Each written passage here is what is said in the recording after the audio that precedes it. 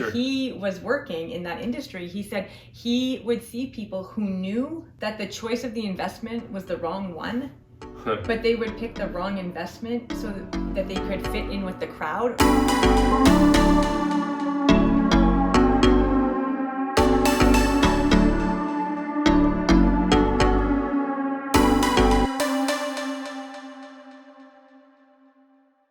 Welcome to Compound Everything, where we talk about mostly markets and marriage and money and other anything things, else. Anything that comes to the top of our head. So today we're talking about being wrong. Yes, looking wrong. Yeah. But maybe being wrong for a while. Right.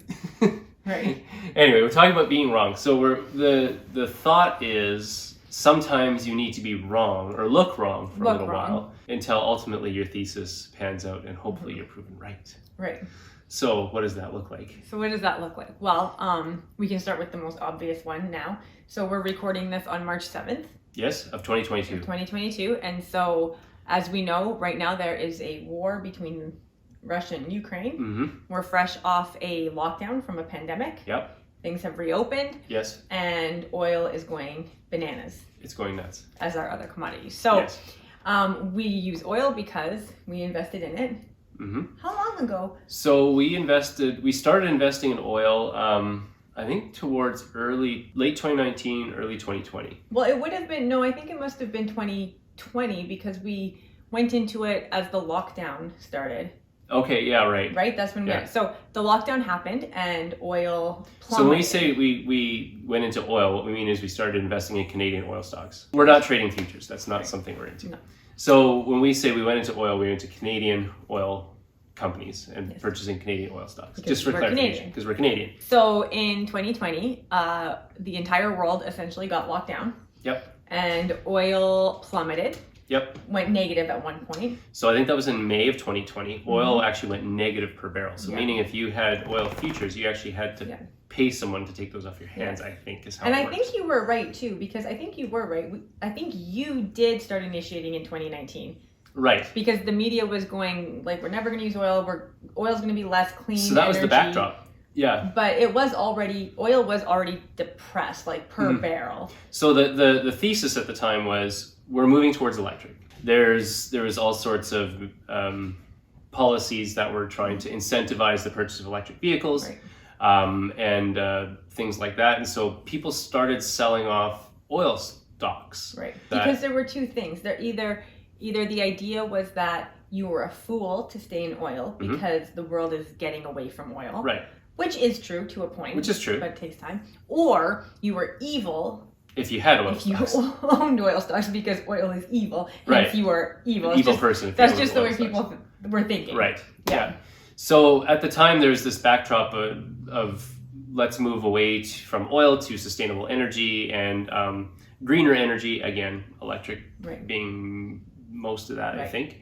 And so people started kind of turning their noses up towards oil. And again, for the reasons that you mentioned, also socially responsible investing and stuff like that. And we're not saying that we don't care about the environment. That's not what we're saying. But having said that, our thesis at the time was that we don't have the infrastructure for everyone to move off of oil at the pace we're going. Right. And the markets will move in their own pace. So the general population does want cleaner energy, therefore the markets and we think that's probably a good way to go. Yeah, and the markets will move in their time to get there, which is the market generally does have an appropriate time frame. And our thesis was that it's not going to be overnight, even though there may have been some push for it, it just wasn't a realistic expectation. Right. So you initiated a position first in 2019, and you took some heat for that. So what companies, was it one or I don't know what companies? So I started investing in Husky Energy actually, because it was probably one of the more depressed oil stocks in which Canada is at the time. Husky Energy's now Synovus. Yes, which there is a merger. Yeah,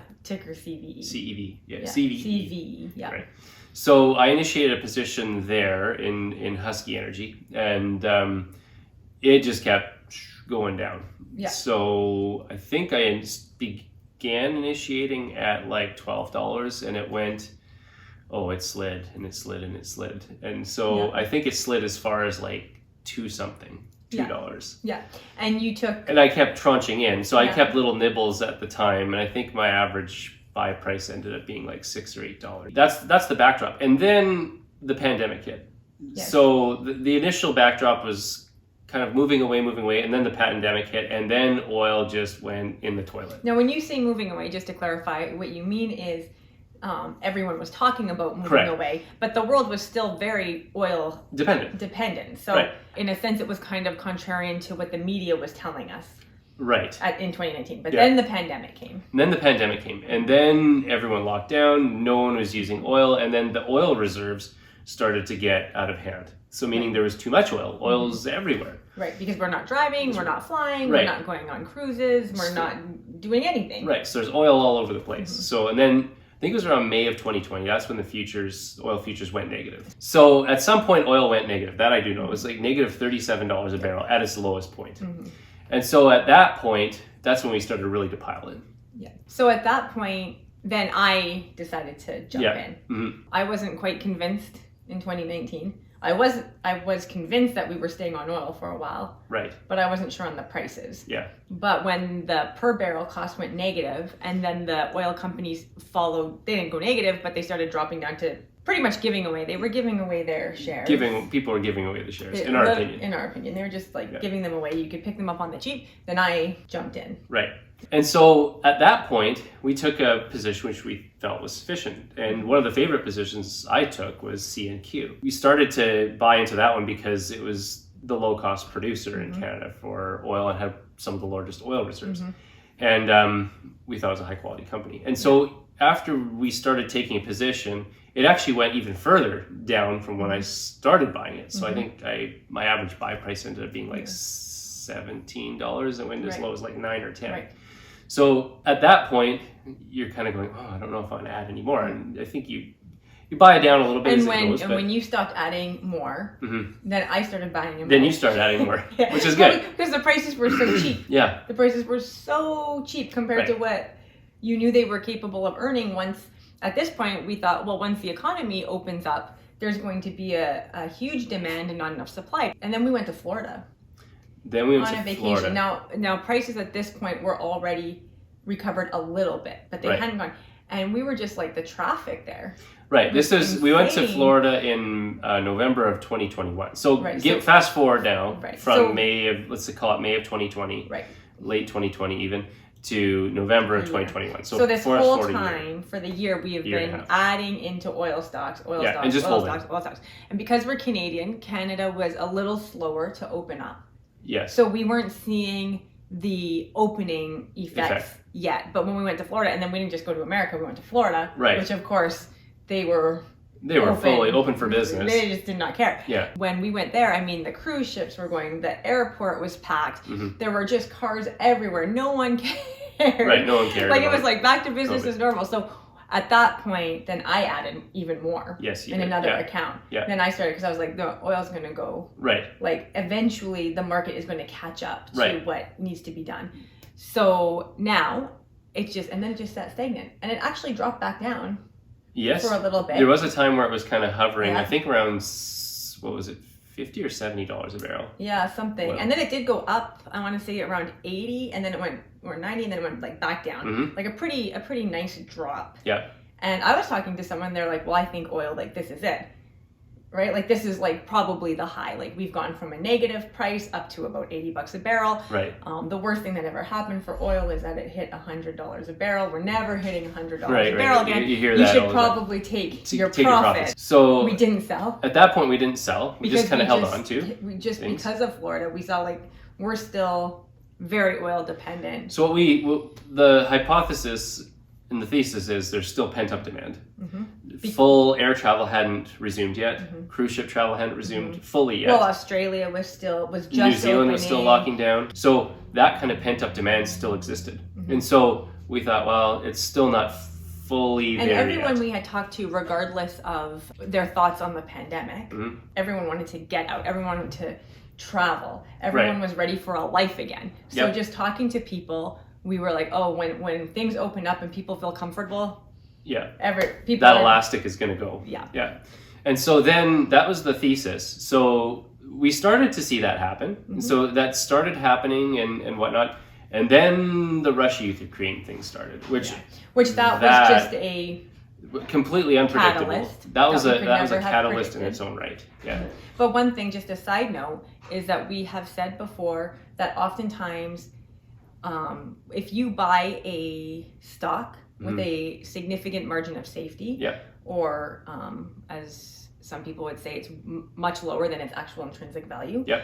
When a catalyst does happen, the uptick is violent. Yes, because it's been so depressed and it's so low to its intrinsic value that when there is a catalyst, because lots of stocks have catalysts, but if it's already overvalued, right, then the uptick is not as, maybe you get a 2% or a 5%, but when you have a very depressed company and then there's an extreme, or industry, in this case, and there's a catalyst, that thing's gonna rip, and it's gonna rip hard, and that's why for us a margin of safety is so important, because when that catalyst comes, we want a huge upswing. So you're going to get a couple things happen there. So not only will you get price appreciation because the earnings will start to improve. So the oil companies' earnings are now actually turning positive, whereas they were negative during the pandemic. Okay? It was a hard time. It was a hard time. It was a hard time to hold on. It was a hard time to hold on. It was a hard time for the companies too, though. Oh, for sure. It was a hard time for and countries that rely on oil production. Well, Canada wasn't doing so hot during that. You'll get price appreciation in the stock because earnings will improve, but then also often you'll start to get multiple PE multiple expansion. Because everyone starts piling. So those unloved stocks become very loved because their earnings start to improve. So just going back to your statement on the catalyst and how you get that violent reaction of the price swing upward. And so with just a couple take-home points, I guess, with that, I think it's important when you're watching an industry like that, learn as much as you can about it. And in the situation for oil, we don't come from an oil background really at all, but you could see a pent-up demand was there, right? We heard about oil rigs being shut down all over the place. Now, being in Canada, a lot of people from our province often would go to the oil patch, and they get paid. Young guys would get paid to go to the oil patch, and they'd start going there to work and things like that, and that had all just completely dried up. So that insinuated that those companies were not producing any more oil. So you get possible pent-up demand, decreased production, and limited reserves, and I think you have the recipe for something big. So we're going to go back to the Ukraine and Russian catalyst. But what is interesting, and what came to mind when we were talking about what we were going to talk about today, was when in the book Liar's Poker.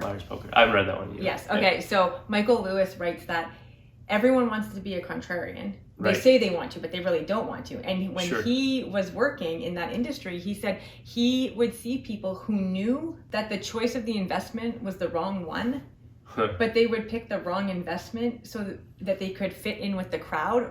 They would rather do that. They would rather be wrong. That's how he put it. They would rather be wrong be wrong with the crowd than be right alone. Unreal. And that is what we kind of saw with oil, right? People, even when it went negative, people were like, well, and they just kind of wanted to stay wrong with the crowd. Right? Now, if you're not investing for social responsibility reasons, that's a different thing. But we're talking about people who were okay with investing in oil, but they just couldn't bring themselves to be right alone. Or to look wrong for a long time, because you will look like an idiot for a long time. Oh, for sure. Well, I mean, we run the advantage of not running other people's money. So if you're running other people's money too. We've had people ask. Fair. But I just don't feel comfortable with that.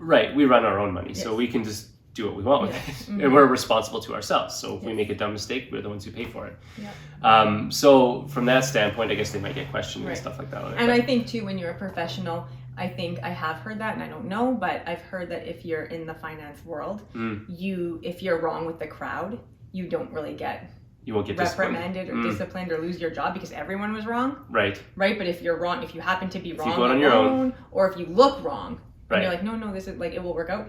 That's not good. Your investors aren't happy. Your boss isn't happy. Well, think of Michael Burry in The Big Short. So.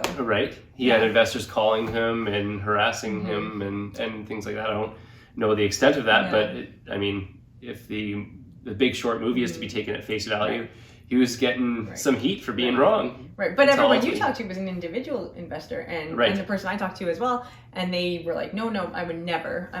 You just Oil's, we're going green. Yeah. So the Russian-Ukraine war started, unfortunately. That is just, so that's that catalyst. So the opening up of the world was a catalyst that brought oil back up to about $80. Yeah. And it was hovering around there. And then the war started, and there were extreme sanctions on Russia. And as of today or yesterday, I believe the U.S. is talking about boycotting Russian oil. And that's why oil prices spiked today. I think they went up like 7% or something. So it's Monday today, and I think last week the oil went all the way up. We blew through 100. Right. And I think it closed at around like $104, $105. And when futures opened last night, it was already up to 120. Right. And now I think it's hovering around 120. Right. So now that position that looks so ridiculous. Right. And has paid out quite well. Right. And we had to endure looking like idiots. Foolish. And not even looking, you also question yourself. Like when you hold something for a year or two and you're looking at it. It plays with your mind. And you're like, do I really want to add more? Especially when you're down 50%. Right.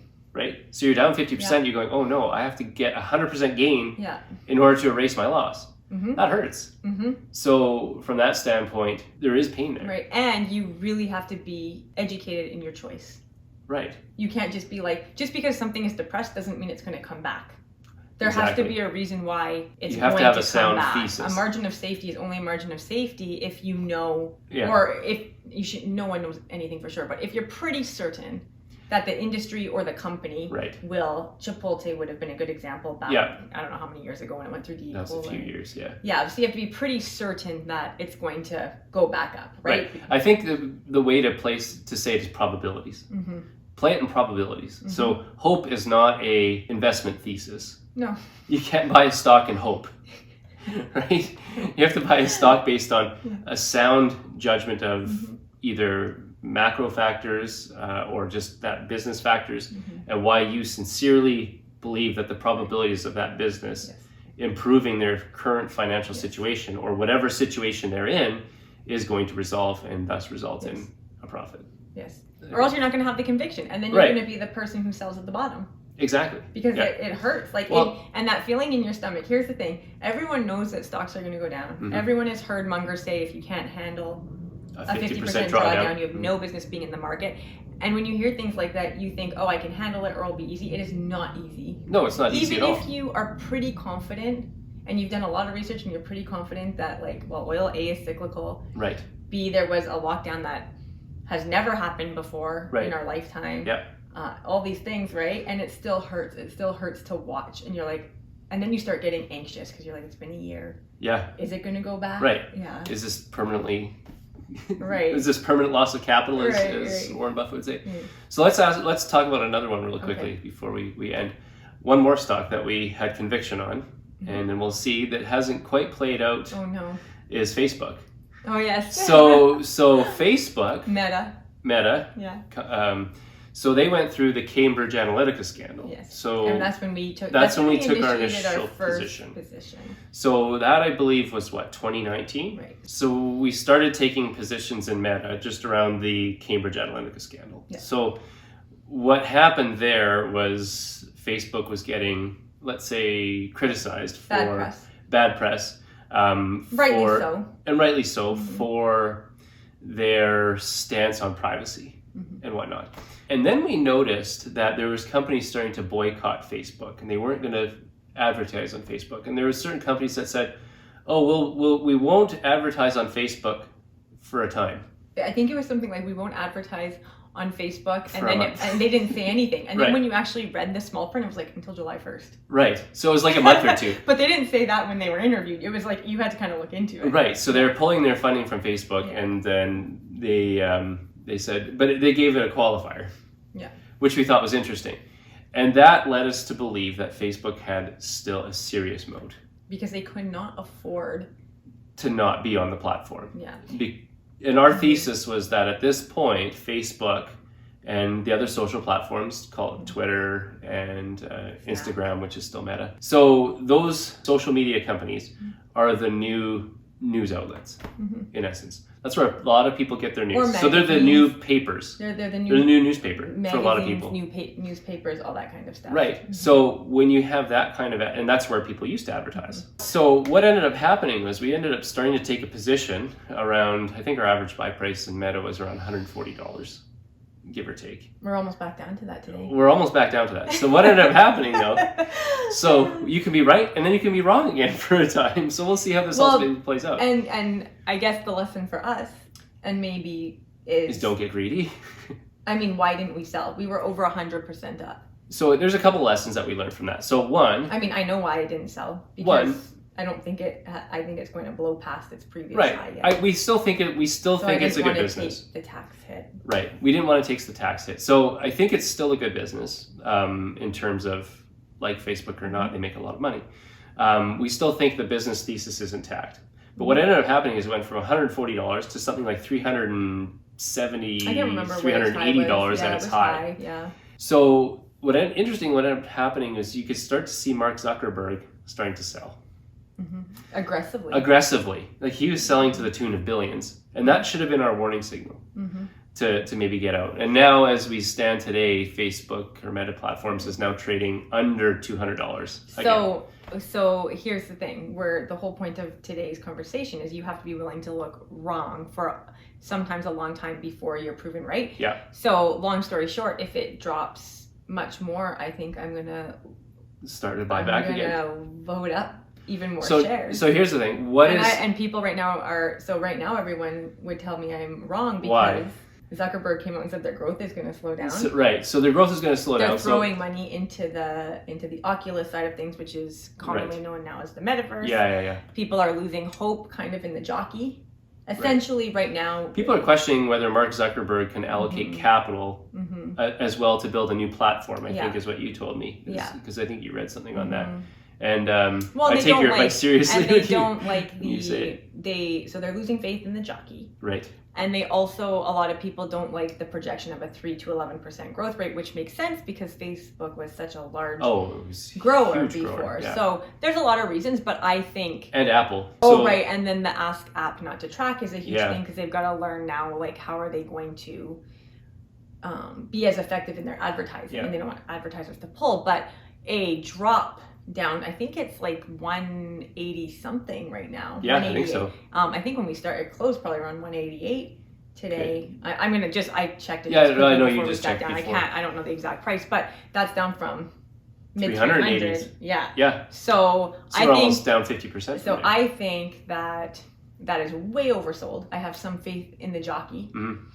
And having said, the interesting thought would be, you can be, I guess it goes back to what you always like to say, reversion to the mean, right? When something goes down hard, it'll often spring up hard. But then sometimes what will happen is it'll go back down hard again, I guess. Yeah, well, Mark, what's his name? Howard Marks. Yeah. He actually will say, so the more intense the bull run is, the more intense the bear market's going to be. And so that's kind of what we're seeing play out now. So it's elastic, like you said, or maybe a rubber ball. Right, you drop a rubber ball, but you like throw it down, it's gonna go higher. So I'm not concerned about not selling. Should I have sold? Probably, but there's like the tax implication part. I know, that always gets me too. So it's like, maybe I was an idiot, I'll take that. But I'm willing to look like an idiot again and back the truck up on this one. Yeah, we'll see how that plays out. Yeah. The other thing is Apple. You bought Apple back when everyone was hating on it. Yeah, Apple was kind of unloved at the time. It was one of those ones, and that I got the idea from Ashwath Damodaran. He's the professor at NYU. A lot of you will probably. Godfather. He is. He's like, what is it? They call him the dean of valuation. I got the idea from him.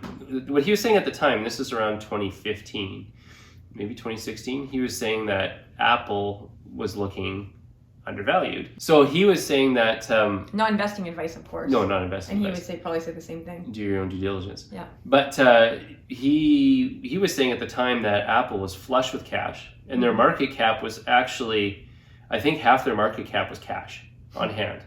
So you could get before Apple had the activists? Yeah, the activists go in and like force them to do a dividend. I don't recall. Do you remember that? It was a while ago. Yeah, it was a while ago. So then around that time, Buffett started to buy in because he saw the same thing as Damodaran. So he started to buy in because, again, at that point, the valuation was very attractive. So the point being is that at the time, I think about half the market cap of Apple was cash on hand. So you're getting basically the business. And you're seeing at that point too, when you bought it, you were seeing anyone who was getting a new phone, if they didn't have an Apple, they were transferring over to Apple. Yes. That was the time when everyone was transferring into Apple. And we used Apple products and loved Apple products, and we found that we're buying more Apple products. And not only that, our friends were buying more Apple products. Yeah, that's what I mean. Like if anyone had to replace a phone, they were going to get an Apple. The switching over to Apple at that time was happening extremely quickly. Apple was just like gobbling up market share. And partly at the time, I think people were talking about a slowdown of the switch cycle. So meaning, initially what was happening is people were replacing their phone every couple of years because they were expanding their offerings. So new features were being added very quickly. And that kind of slowed down, and people were a little worried that the replacement cycle was going to stop. And I know here, at least anyways, people would get a 2-year plan on their cell phone. And then you would go and get a new cell phone, and then, get a new plan, and then, you get a new cell phone with your plan. So that cycle was slowing down a little bit. And so there was a concern about that at the time, I suppose, and that just didn't pan out. And so you were like, people aren't giving up their products. No, people aren't giving up their phones. People love Apple. People love Apple. Has a brand mode, it has a switching mode, it has all sorts of modes, a networking mode. And so you piled in. So I piled in at the time for what we had. Now, the hard part is, so again, you looked wrong because a lot of people were not anti-Apple, but they kind of said Apple had its day. Kind of like what they're saying about Facebook now. Like Apple's not going anywhere, but it's had its day. But it's now a boring stock. But you were like, people were selling it, and it was, kind of getting kicked to the curb. So that was a good decision. The hard decision for us isn't so much to hold on to a stock that is unloved. It's when to sell, because that's the problem. So we didn't sell Facebook in the mid 300s, right? But then we did.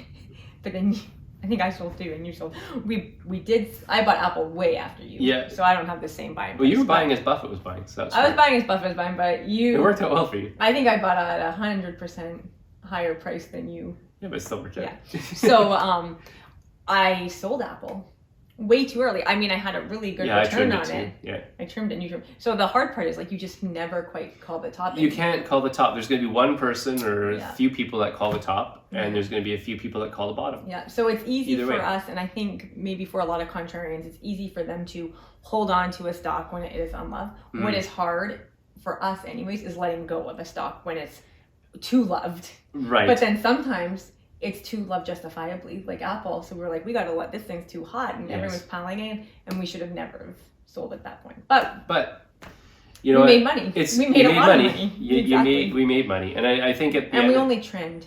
We only trimmed. Well, we didn't sell it totally. No. I think the moral of this, it does still hurt. I think the moral of the tale here is be willing to look wrong for a time if you have a conviction about a stock or an industry or something like that, because oftentimes your thesis will probably play out. If you've done the proper homework. If you've done your due diligence. So. And I think at the other extreme, I guess I would say, is know when to sell. Don't get caught up in the FOMO and the greed. Yeah. When people are getting greedy, it really is. I think I've lost more money failing to sell when I probably should have than buying the wrong stock. Yeah, it's easy to buy fear. It's hard to sell greed. It's very hard to sell greed. I think psychologically, it's much harder to sell greed. Yeah. So. Anyway, so right. that wraps up this conversation. Yep. For this week. So we look forward to seeing you again next week.